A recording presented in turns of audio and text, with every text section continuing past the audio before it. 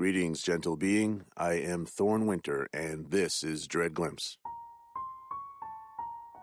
This is episode 2 of our first season, 18th May 2020. For this escape from reality, I have selected a literary nonsense poem written by a being called Charles Lutwidge Dodgson, who was born the 27th January 1832 and was more widely known by his pen name, Lewis Carroll. Lewis was an English writer most recognized for his Alice's Adventures in Wonderland and its sequel, Through the Looking Glass. Lewis was a word scientist and artist and spent his life's energy on wordplay, logic, and fantasy, and he dabbled in mathematics, photography, and service as a deacon of an Anglican church. Lewis Carroll, Charlie Dodgson, gave up his ghost and surrendered his pen on the 14th of January, 1898. That's my sister Jana's birthday. She and others who have turned their swords to this biological terror that assaults all humanity are quite simply called by their most ancient name, hero. Jabberwocky is a work usually relegated to the back room of an elementary school library, but in truth, this bit of nonsense, when properly read, recited, or heard, can unleash a spell, a Patronus charm.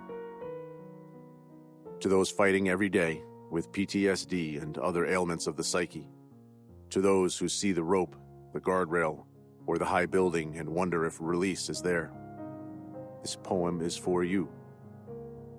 You are not alone in this dark cosmos. I am with you, terrified, disappointed, but with you. And if you should ever find yourself trapped, with nowhere to run, and only the fangs of shadow demons ready to accept and tear you, never forget that anyone with a spirit is armed with a vorpal sword that, when unsheathed, can pierce the toughest sadness, slice the most violent terror, and cut the head of fear. So now, gentle being, escape the horrors of this reality with me into lesser terrors and fabricated nightmares as we draw our vorpal blades to face this dread glimpse. 'Twas brillig, and the slithy toves did gyre and gimble in the wabe. All mimsy were the borogoves, and the mome wraiths outgrabe. Beware the Jabberwock, my son, the jaws that bite, the claws that catch. Beware the jub bird, and shun the frumious bandersnatch. He took his vorpal sword in hand. Long time the manxome foe he sought. So rested he by the tum-tum tree, and stood a while in thought.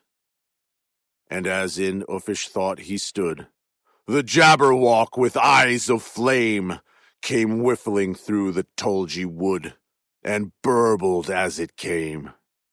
1, 2, 1, 2, and through, the vorpal blade went snicker-snack. He left it dead, and with its head he went galumphing back. And hast thou slain the Jabberwock? Come to my arms, my beamish boy. O Fabius Day, Calloo Calais, he chortled in his joy. 'Twas brillig, and the slithy toves did gyre and gimble in the wabe. All mimsy were the borogoves, and the mome wraiths outgrabe. Thank you for experiencing this presentation of Lewis Carroll's Jabberwocky. If you enjoyed this performance and would like to help the show grow and improve, you can do so by visiting patreon.com/dreadglimpse. Or you can send suggestions and comments to thorn@dreadglimpse.com.